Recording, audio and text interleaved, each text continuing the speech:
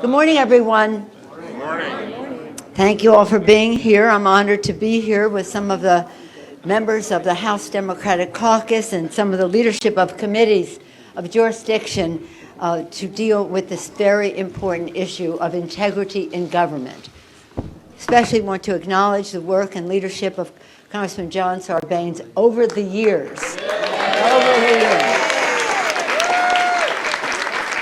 We developed an initiative that gathered steam across the country. 100 candidates across the country signed a letter saying they wanted H.R. 1 to be one of the first orders of business of this new Congress. Thank you, John Sarbanes. We're joined by Jerry Nadler, the chair of the Judiciary Committee you'll be hearing from, Congresswoman Zoe Lofgren, chair of House Administration Committee, Congressman Elijah Cummings from Government Oversight and Reform, John Sarbanes, I acknowledge, the chair of the Democracy Reform Task Force, Congressman John Lewis, our hero on all subjects, and Congressman David Price, who's been a champion on this for decades, and Congresswoman Veronica Escobar, member of the freshman class, who will represent the views of that very transformative, diverse, beautiful, energetic freshman class that is energizing the Congress.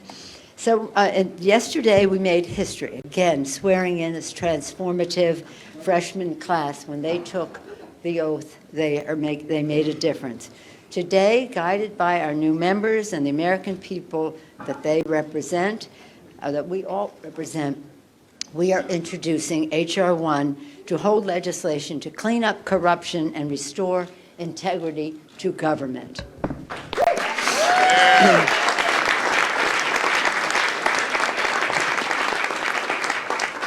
We put power back into the hands of the people. What's really important about this, because in our For the People agenda, we talked about lowering health care costs by lowering prescription drug prices and protecting people with pre-existing conditions. We talked about increasing health care costs, increasing paychecks by building the green infrastructure of America from sea to shining sea.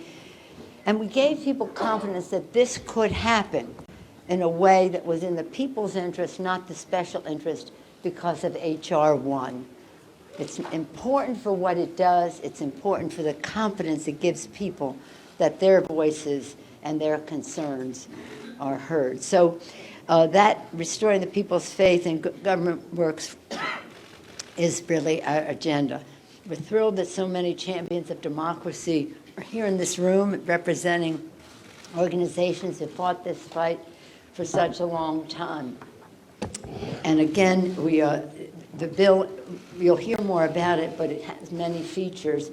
One of them is about setting us up for the Voting Rights Act, which will not be a part of the first as we go forward, because we have to build the constitutional record to do that. But we will do that in a short order, and then we'll have the complete H.R. 1 passed by the House of Representatives with the knowledge, transparency that the American people will know that this is an option that the House has given the Senate of the United States and the President of the United States to take action in support of the American people, for the people. With that, now I'm very pleased to yield to the chair of our task force, our champion on integrity in government, Congressman John Sarbanes.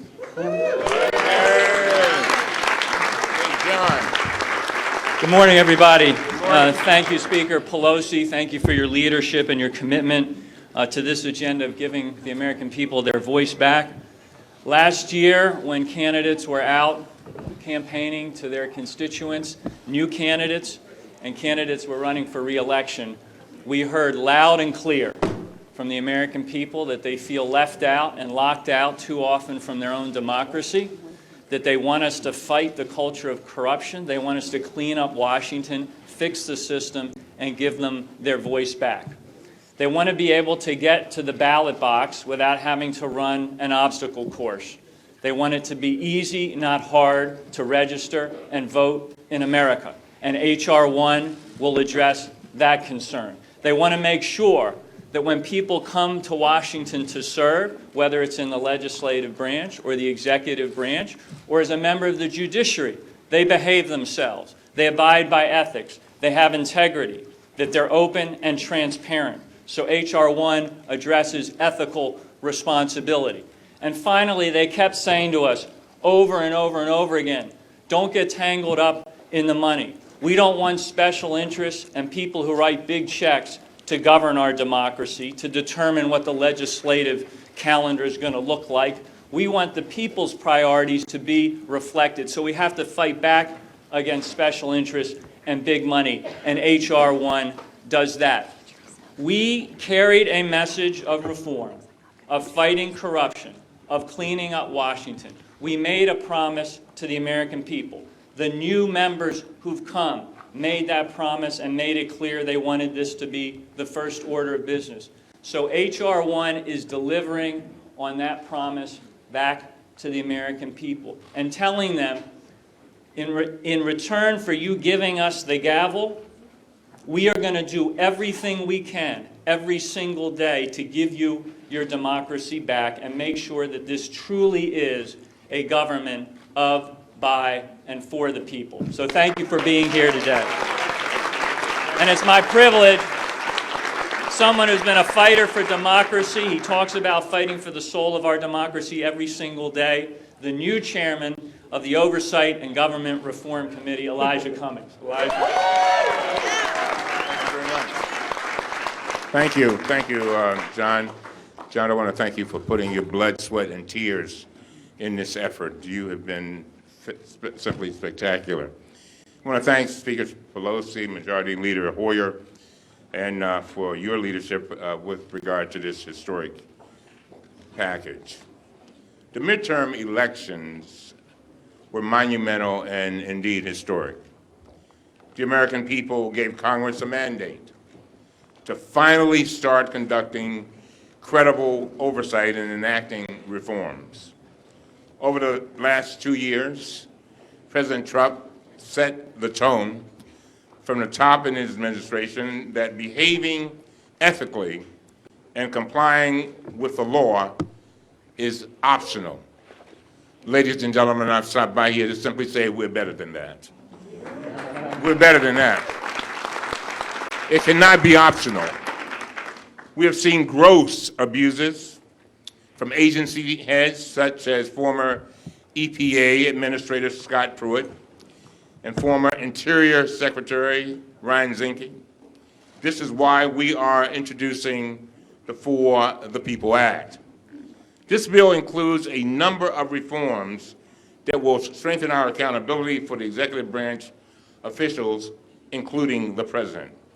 Here is what we are focusing on in our Oversight Committee, requiring the President to disclose his financial interests as soon as he takes office, or she takes office, prohibiting executive branch officials from lobbying their own agencies for 2 years after they leave, prohibiting procurement officers from going to work for companies they awarded contracts to for at least 2 years after they leave, strengthening the government's ethics watchdog, the Office of Government Ethics, and making it more independent, making any waivers from ethics rules available to the American people. Finally, requiring senior government officials to disclose political contributions they received before joining the government.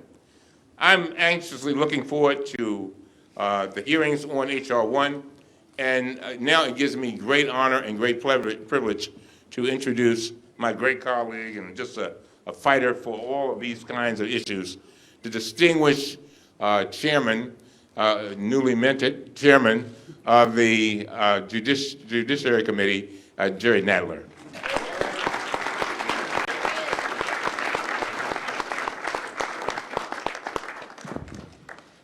Thank you very much. Let me begin by thanking John Sarbanes for his leadership role over a long period of time in pulling together this democracy agenda and gathering support for it, and the new leadership of the House, Speaker Pelosi and Majority Leader Hoyer, who have been great supporters and ralliers for this kind of agenda for a long time.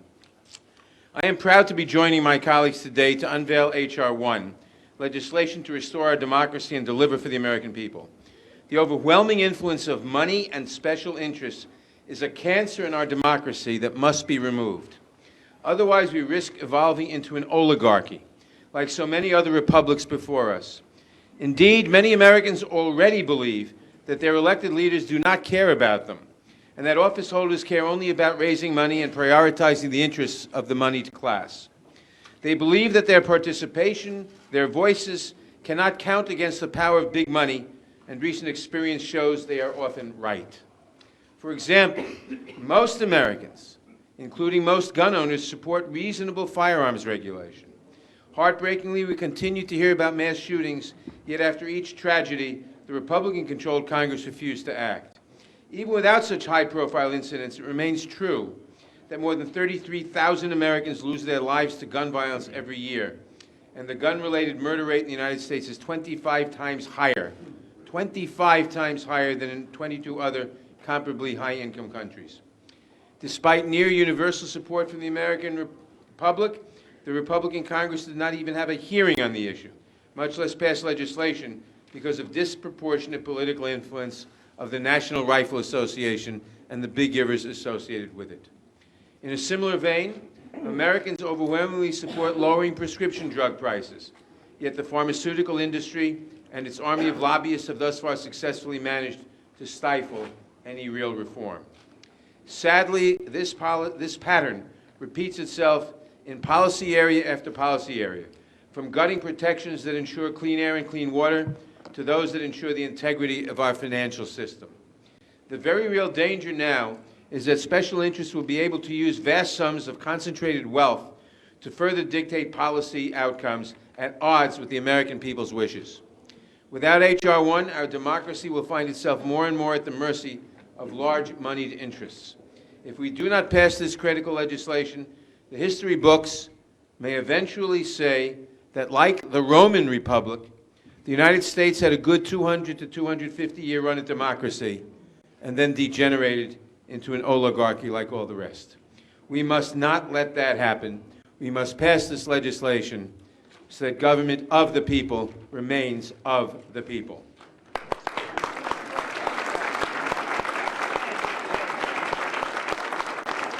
And now, I'm proud to introduce one of the people who has perhaps had the greatest role in making sure that government is of, by, and for the people in the last century, our great moral leader and great legislative leader, Representative John Lewis.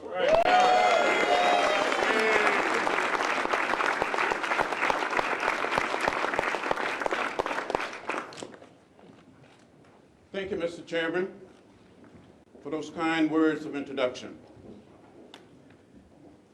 Thank you, John, for not giving up, for not giving in, for keeping the faith, and keeping your eyes on the prize.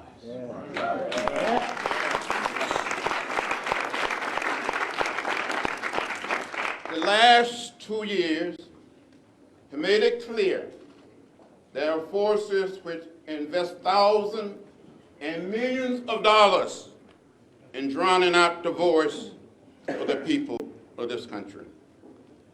But in the last election, the people spoke, and they spoke with a mighty voice, and they will continue to speak. They used the power of the vote to create a more diverse, more progressive, and more outspoken House than ever before. I said on many occasions that the vote is the most powerful, non-violent instrument of transformation we have in our democracy, we have in a democratic society. And at the foundation of our system, it must be strengthened and preserved. There are forces trying to make it harder and more difficult for people to participate. And we must drown out these forces.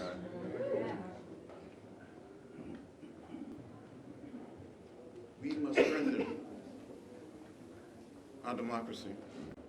Democrats want to put power back into the hearts of the people. That is why we have introduced H.R. 1. The For the People Act make automatic registration and mandate nationwide, not just in certain states or in certain counties, but nationwide. We must get there, and we will get there as Democrats. We will get there as citizens of this great country. We restore voting rights to felons who pay their debt to society. I truly believe, deep in my heart and my soul, the way votes were not counted and purged in Georgia and Florida and other states changed the outcome of the last election. That must never happen again in our country. Never again. Never again.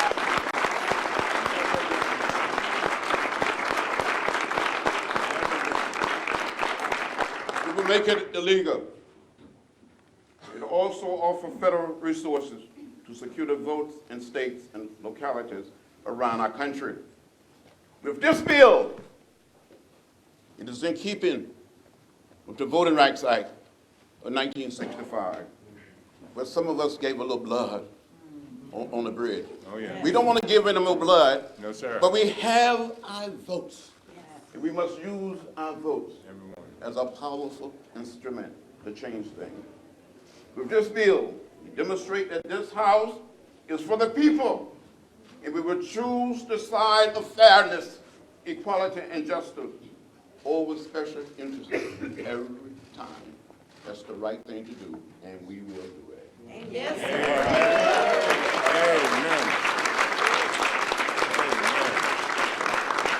It is my great pleasure to present a fighter, a warrior, the gentlewoman from the great state of California, a member of the Judiciary Committee, Representative Funk.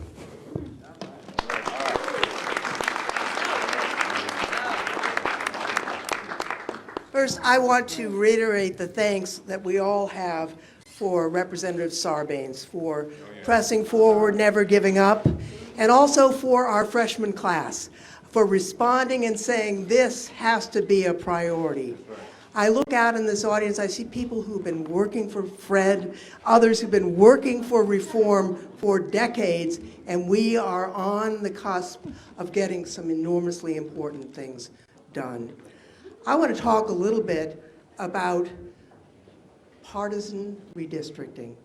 Across the United States, we can see majorities of voters voting for one party, but it doesn't reflect the actual result in the end because of partisan redistricting. You know, we've had bills to require nonpartisan redistricting, really modeled after the California effort, for some years. And I'm not the only person who worked on it. I see Alan Lowenthal is here, and Julia Brownlee, who had bills, and John Barrow, who's no longer a member of our John Tanner. We made these efforts, but now we're in a position to actually move this forward. You know, because of these partisan districts, politicians are actually choosing their voters instead of voters choosing their politicians. That has to stop.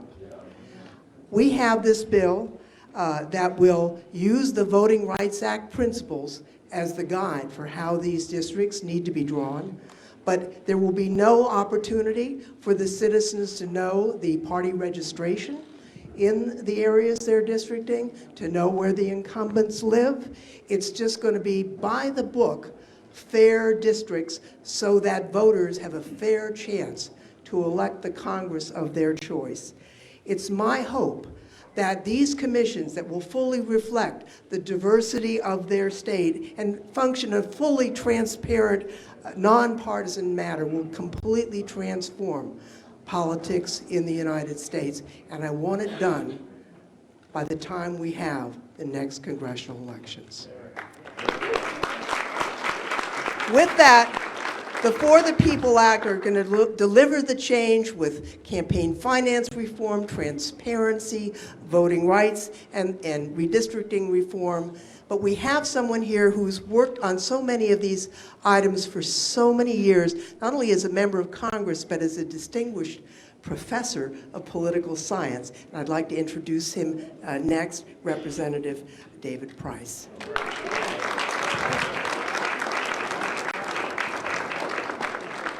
Thank you. I want to thank my colleagues, thank all of you for being here this morning, for your interest in what we're undertaking. And it truly is a momentous undertaking, as my colleagues have said.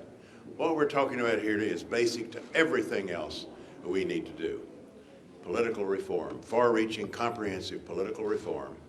And I, as a representative from North Carolina, have a special reason. We're ground zero on so many of these issues, a special reason to understand how important this is. This is a once-in-a-generation blueprint for reforming our democratic system, diminishing the influence of big money in American politics, special interests, and restoring power to our people. It represents the commitment of the House Democratic Caucus to deliver on the promises we made to restore integrity and accountability and transparency to our democracy. I have spent the better part of my career in Congress on the issues addressed in this bill, especially the campaign finance system that allows moneyed interests to dominate and corrupt our politics.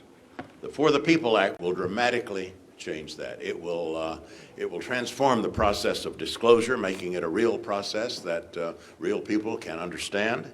It will help us shine a light on dark money in politics. It will modernize our presidential public finance system. And by the way, that probably ranks as the most successful reform effort of modern times. And it worked for 30 years past Watergate. It does need to be modernized, and that's included in this bill. It would establish a new public matching system also for congressional races that would empower small donors.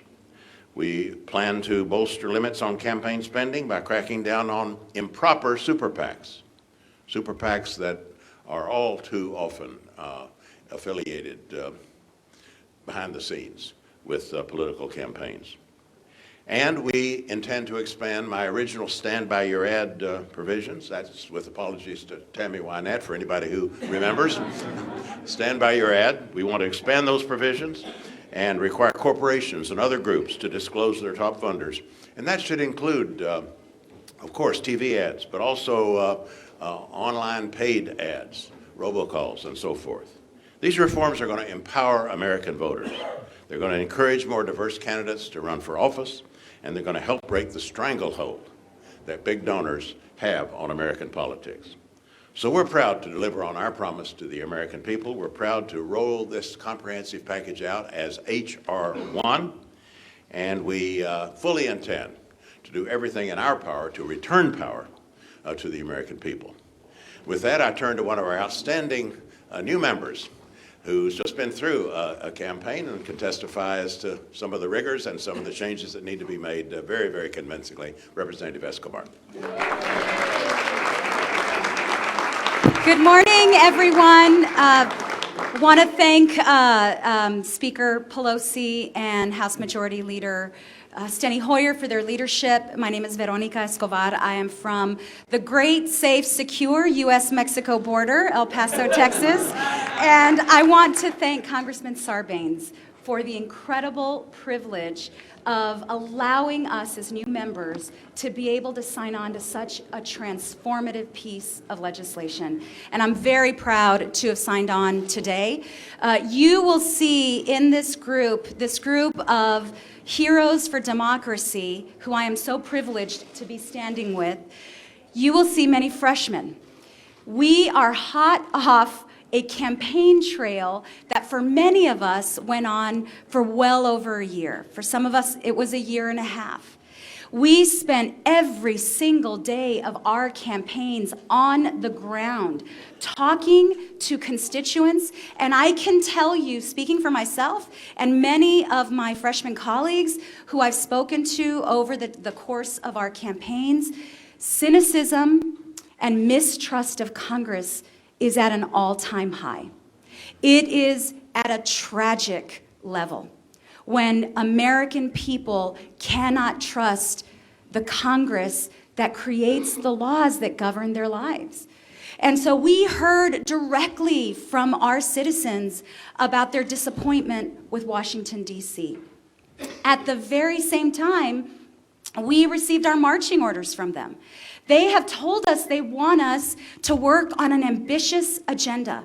They want health care. They want us to deal with the challenges of our generation in climate change. They want comprehensive immigration reform. They want investments in real infrastructure, not a monument to division like a wall. They want real infrastructure projects. But in order for us to be able to sell that to the American public and ask them for their faith and their trust in us, we have to prove that we are trustworthy. And that is why H.R. 1 is so critical. At the beginning of this new Congress, the 116th Congress, at the beginning of a new era in government and governance, we must demonstrate to the American public that we're willing to police ourselves in order to build the big projects and dreams and ambitions that they have for our country. You know, I come from local government. I spent over a decade in local government where we passed sweeping ethics reforms, campaign finance reforms, because if we didn't, our folks would have thrown us out of office. What is unacceptable at the local level has been acceptable in Washington, D.C. for too long. But Representative Sarbanes, thanks to you, that day is over and a new day has dawned. Thank you all very much.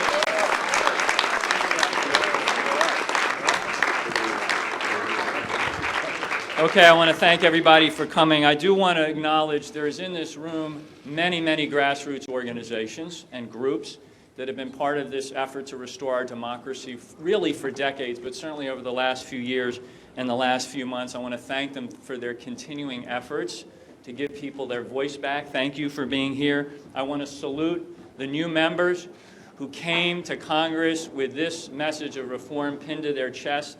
They understand it wasn't just a message they were delivering, it was heard as a promise, and that's why they want to deliver on this promise. But I want to close by talking to Americans out there across the country who I know in many instances are hanging on by a thread.